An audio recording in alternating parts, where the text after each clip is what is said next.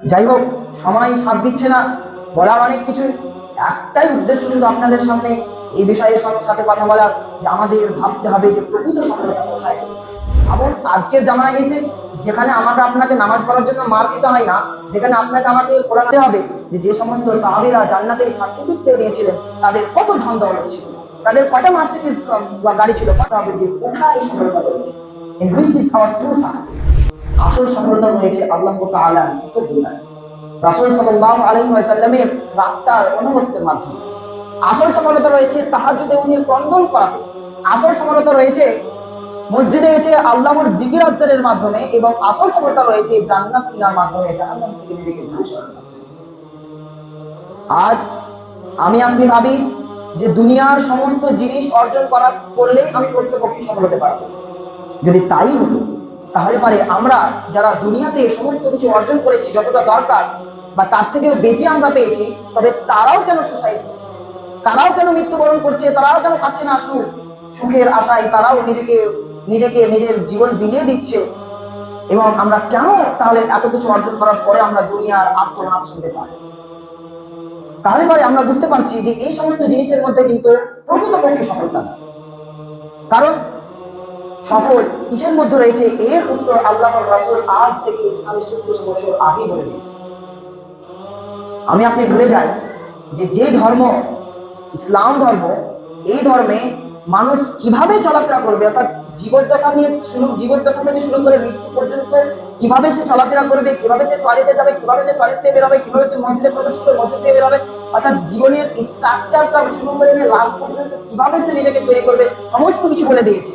আর এই ইসলাম কি এত বড় একটা বিষয়কে ছেড়ে দিবে যে সে কিভাবে প্রকৃতপক্ষে সফলতা অর্জন করবে সে ব্যাপারে কি ইসলাম বলবে না? সেটা হতেই পারে না। সেই জন্যই আল্লাহর রাসূল বলে দিয়েছেন যে সুখ নিহিত আছে একটা জিনিসের মাধ্যমে। আল্লাহর রাসূল বলছেন, তোমার শরীরের মধ্যে এমন একটি মাংসের টুকরা আছে, রক্তের টুকরা আছে, সেই টুকরা যদি সুন্দর থাকে তাহলে পারে সেই পুরো শরীরটাই তোমার জন্য যথেষ্ট সুন্দর থাকে। আর যদি সেই টুকরাটা যদি খারাপ হয়ে যায়, অর্থাৎ সেই টুকরা যদি কোনো রকম ভাবে ডিসব্যালেন্স হয়ে যায়, তাহলে পুরো আপনার শরীরটাই নষ্ট হয়ে যায়। সাহাবীরা জিজ্ঞেস করলেন কিসের জিনিস? রাসূল সাল্লাল্লাহু আলাইহি ওয়াসাল্লাম বলেছেন, আলা, শুনে রাখো, ওটা হচ্ছে অন্তর। এই অন্তরের সাথে সফলতার কি সামঞ্জস্য কি আছে? আমি আপনারা জানি, ছোটবেলায় পড়েছিলাম, অন্তরকে আরবিতে বলা হয় কলব।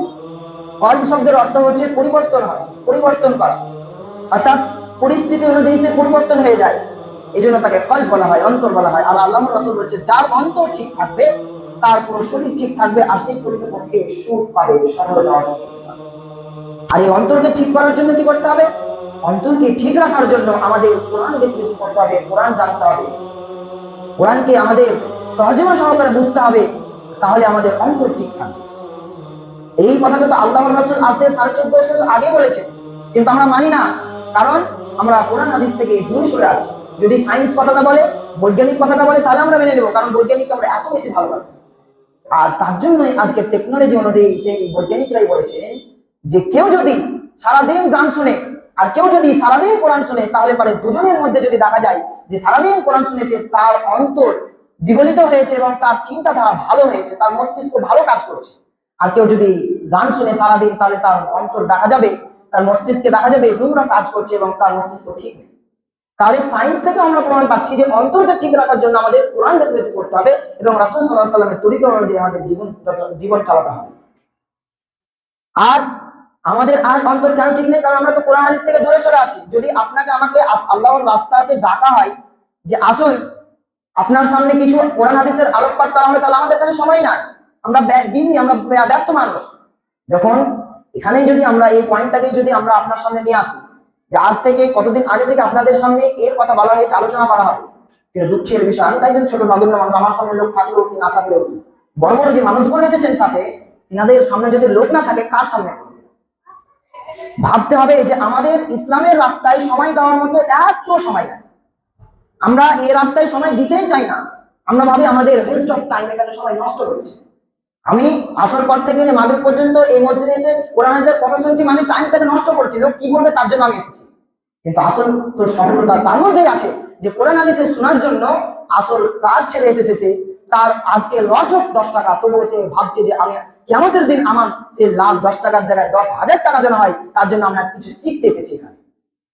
তো যাই হোক, যেটা বলার বিষয় ছিল যে আমাদের অন্তরকে ঠিক রাখার জন্য, অর্থাৎ প্রকৃতপক্ষে সফলতা অর্জন করার জন্য অন্তর ঠিক রাখতে হবে। অন্তর ঠিক হিসাবে কোরআন হাদিসের মধ্যে হবে। আর আল্লাহর রাসূলের কথা বলে, এবং আল্লাহ তাআলা কি বলছেন? আল্লাহ তাআলা স্পষ্টভাবে বলেছেন প্রকৃতপক্ষে কে সফলতা অর্জন করবে। আল্লাহ তাআলা বলছেন যে ফামান যুহজিহা আনিন নার ওয়া উদখিলাল জান্নাতা ফাকাদ ফাজ। যে ব্যক্তিকে কিয়ামতের দিন জাহান্নাম থেকে দূরে সরিয়ে রাখা হবে এবং জান্নাতে প্রবেশ করানো হবে, সেই তো হচ্ছে সফলতা, সেই হচ্ছে প্রকৃতপক্ষে সাকসেসফুল। আমি আপনি ভাবুন তো একবার বুকে হাত দিয়ে যে আল্লাহ তাআলার জন্য আমি কি এমন কাজ করে গিয়েছি, কি এমন কাজ করছি যে জান্নাত আমাদের জন্য আল্লাহ তাআলা বলবেন কি আমাদের দিন যাও তুমি জান্নাতে যাও এবং জাহান্নাম থেকে তুমি দূরে সরে যাও। কি এমন কাজ করেছি? আমি আপনি বলতে পারবো যে আমি আল্লাহ তাআলার জন্য শুধুমাত্র রোজা রেখেছি, আল্লাহ তাআলার জন্য শুধুমাত্র নামাজ পড়েছি? যখন আপনাকে কিয়ামতের দিন আল্লাহ তাআলার সামনে রাখা হবে, ফেস টু ফেস হবেন, আর আপনাকে জিজ্ঞাসা করা হবে তুমি আমার জন্য কি কাজ করেছো, তখন আপনি বলবেন আমি আল্লাহ তোমার জন্য নামাজ পড়েছিলাম। যখন আপনার আসল বের করানো হবে, তখন দেখা যাবে এই নামাজ তো আমার জন্য না, এই নামাজ তো ছিল আমার পাশে যে নামাজ পড়তে ভাববে যে আমি কাল এসেছিলাম আজ আসিনি তার জন্য। এই নামাজ তো আমার পাশে আমার বাড়িতে একজন বেড়াতে এসেছিল, সেই দিন নামাজ পড়ছিল তাকে দেখানোর জন্য, সেই নামাজ আল্লাহর জন্য তো না। ভাবুন, আমরা জানি বড় একটা হাদিস শুনেছি যে 3 বন্ধু একটা গুহাতে গিয়ে গর্ততে আটকে যায় এবং তার মুখটা বন্ধ হয়ে যায়। তখন তারা ভাবলো যে এই রাস্তা তো আমাদের আর খোলার কোনো রাস্তা নেই, তাহলে কি করবো? যার যেটা ভালো কাজ শুধুমাত্র আল্লাহ তাআলার জন্য যারা করেছে সেই সমস্ত আমলগুলো ইয়াদ করো, মনে রাখো, মনে করো, তাহলে আমাদের আস্তে আস্তে দরজা হয়তো খুলে দিবে। তারা পেরেছিল, তাদের কাছে ছিল সেই পুঁজি, আমাদের কাছে তো সেটাও নেই। তাহলে আমি আপনি ভাবছি আজকের জামানায় কোথায় গুহা কোথায় পাহাড়? ভাবুন, রাস্তা দিয়ে 4 চাকায় যাচ্ছিলেন, কাঁচ লাগা আছে শীতের সময়, পাশের পুকুরে আপনি পড়ে গেছেন, দরজা কোনো রকমে খুলতে পারছেন না। সে সময় আপনার এই হাদিসটা মনে আসছে যে সেই যেভাবে দরজা খুলে গেছিল গুহার মধ্যে, আমার হতে পারে খুলে যাবে, কোনো একটা তো আমল আমার মধ্যে পুঁজিটা আছে, পুঁজিত কোনো কিছুই না, তাহলে পরে বৃথা হয়ে যাবে, সমস্ত কিছুই বৃথা হয়ে যাবে। তো যেটা বলছিলাম, আমাদের যদি প্রকৃতপক্ষে সফলতা অর্জন করতে চাই, তাহলে পরে আমাদের যে কাজ, সে কাজ আল্লাহ তাআলার জন্য হতে হবে। আর এমন কাজ হতে হবে যে কিয়ামতের দিন আল্লাহ তাআলা বলবেন ফামান যুহজিহা আনিন নার ওয়া উদখিলাল জান্নাহ। এরকম ভাবনা আমাদের মধ্যে রাখতে হবে, ভাবতে হবে। তারপরে আল্লাহ তাআলা বলছেন কে সফলতা, কে আসল প্রকৃতপক্ষে সফলতা অর্জন করেছে? আদ আফলাহাল মুমিনুন। যারা ঈমান এনেছে, যারা মুমিন, তারাই হচ্ছে প্রকৃতপক্ষে সফল। কিন্তু আমরা কি আমাদের অন্তর একবার হাত দিয়ে আমরা বলি তো, আমরা দেখি তো যে আমরা কি প্রকৃতপক্ষে ঈমান এনেছি? আমরা কি প্রকৃতপক্ষে মুমিন হতে পেরেছি? আজ আমি আপনি জোর গলায় বলতে পারবো না যে ঈমানের যে সমস্ত কাজগুলো, একজন ঈমানদারের জন্য যে সমস্ত কাজ, সে সমস্ত কাজগুলো আমার মধ্যে আছে কিনা। কারণ আমার মধ্যে থাকবে না। আমি 10 বছর আগে যে কাজ খারাপ করতাম, আজ 10 বছর পর নামাজ পড়ছি, রোজা রাখছি, কিন্তু আমার মধ্যে কোনো পরিবর্তন নেই, সেই খারাপই থেকে গেছে। তাহলে কি করে আমি মুমিন হতে পারলাম? কি করে তাহলে আল্লাহকে আমরা ভালোবাসলাম? সময় অতি সংকীর্ণ, একেবারে শেষের মুহূর্তে। তো যেটা বলার কথা ছিল, আমাকে আপনাকে প্রকৃতপক্ষে সফলতা অর্জন করতে গেলে, প্রকৃতপক্ষে সফলতা যদি আমরা চাই, তাহলে আমাদের অন্তর ঠিক রাখতে হবে কোরআন হাদিসের মাধ্যমে, এবং আমাকে আপনাকে মুমিন হতে হবে। আর আমাকে আপনাকে কি করতে হবে? আল্লাহ তাআলার রাস্তাকে, আল্লাহ তাআলার রজ্জুকে আঁকড়ে ধরতে হবে, এবং একে অপরকে আমাদের একতা হতে হবে। যেমন আল্লাহ তাআলা বলছেন ওয়াতাসিমু বিহাবলিল্লাহি জামিআন ওয়া লা তাফাররাকু। আল্লাহ তাআলা বলছেন তোমরা আল্লাহর রজ্জুকে আঁকড়ে ধরো, আর তোমরা একে অপরে আলাদা আলাদা হয়ে যেও না। কিন্তু আজ আমরা কি একতা আছি? আমাদের মধ্যে কি একতা আছে? বলেছে আপনি তো একতার কথা বাদ দেন, আমার ছেলে তো আমার সাথে সম্পর্ক রাখেনি, আমার ছেলের সাথে তো আমার সম্পর্ক নেই, আমার গ্রামের কথা তো দূরে রাখলাম, আমার মেয়ে তো আমার সাথে সম্পর্ক রাখেনি। তাহলে ভাবুন আমার আপনার কেমন একতা রয়েছে। তাহলে মার খাবে না কেন আজ মুসলমানদের অবস্থা হবে না কেন এরকম? যাই হোক, বাইরে আওয়াজ যাচ্ছে, ওই সমস্ত কথা থেকে আমরা দূরে থাকবো। কিন্তু আমাদের ভাবতে হবে এই সমস্ত কাজ হচ্ছে আমাদের জন্য। তার জন্য একটা কথা আছে, ঘর মে আগ লাগি হে ঘর হি চিরাগ সে। আমাদের বাড়িতে আগুন লেগেছে আমাদের নিজের কর্মের কারণে। আমাদের ভাবতে হবে, ছোট একটা কথার মাধ্যমে অনেক কিছু লুকিয়ে আছে, যে আমাদের যে সমস্ত আজকে আমরা দুনিয়াতে দেখছি, এই ধুধু কুয়াশা, এই সমস্ত জিনিস আমাদের জন্যই হয়েছে। আমরা নিজের পায়ে নিজেই পূরণ করেছি। ভাবুন যে প্রকৃতপক্ষে সফলতা অর্জন করার জন্য যদি টাকা পয়সা না লাগে, তাহলে কারা তাহলে সফলতা অর্জন করেছে? যদি আমরা দেখি সাহাবীদের, বিলাল রাদিয়াল্লাহু তাআলা আনহু, যার কাছে লজ্জা স্থান ঢাকার মতো শুধু কাপড় ছিল, বাকি আর কিছুই ছিল না, তবু আল্লাহ তাআলা বলেছেন রাদিয়াল্লাহু তাআলা আনহু ওয়া রাদু আনহু।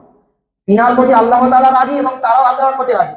তারা তাদের মধ্যে কিছু না থাকা সত্ত্বেও তারা যদি আল্লাহ তাআলার জন্য রাজি হয়ে যায়, আল্লাহ তাআলা যদি তাদের জান্নাতের সার্টিফিকেট দিয়ে দেয়, তাহলে পরে টাকা পয়সার মধ্যে সফলতা কোথায়?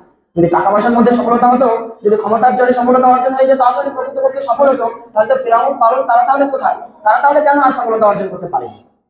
আমাদের ভাবতে হবে যে যে সমস্ত সাহাবীরা জান্নাতের সার্টিফিকেট পেয়ে নিয়েছিলেন, তাদের কত ধন দৌলত ছিল, তাদের কয়টা মার্সিডিজ গাড়ি ছিল, কয়টা তাদের বড় বড় সুখ উট ছিল, কোথায়? কিছু ছিল না। তারা তাদের একটাই কাজ ছিল, তাদের মধ্যে ঈমান ছিল, যে ঈমান দ্বারা সারা বিশ্বকে জয় করে দিয়েছিল।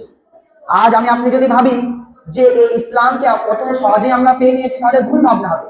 ভাবুন, আজকের জামানায় এসে যেখানে আমাকে আপনাকে নামাজ পড়ার জন্য মার খেতে হয় না, যেখানে আপনাকে আমাকে কোরআন হাদিস শোনার জন্য বকা খেতে হয় না, লুট করে আসতে হয় না, আলহামদুলিল্লাহ এত বড় মাইকের আওয়াজ দিয়ে আমরা পুরো গ্রামবাসীকে শুনিয়ে ইসলামের দাওয়াত দিতে পারছি। আর সেই জামানায় যখন কালো গুটগুটে অন্ধকার, যখন মানুষের মধ্যে কোনো ভালো কথা শ্রবণ করার মতো শক্তি নাই, কোনো ভালো কথা নেওয়ার মতো কোনো ইচ্ছা পোষণ নাই, সেই জামানায় মুহাম্মদ সাল্লাল্লাহু আলাইহি সাল্লাম এসে সারা বিশ্বের মানুষকে, সারা পৃথিবীর মানুষকে, মক্কাবাসীদেরকে একা একা করে দলে দলে নিয়ে এসে ইসলামের দাওয়াত দিয়ে দিয়েছিলেন। তাদের ইসলাম গ্রহণ করার কারণেই শুধুমাত্র কত অত্যাচার সহ্য করতে হয়েছিল তা আমরা আজকে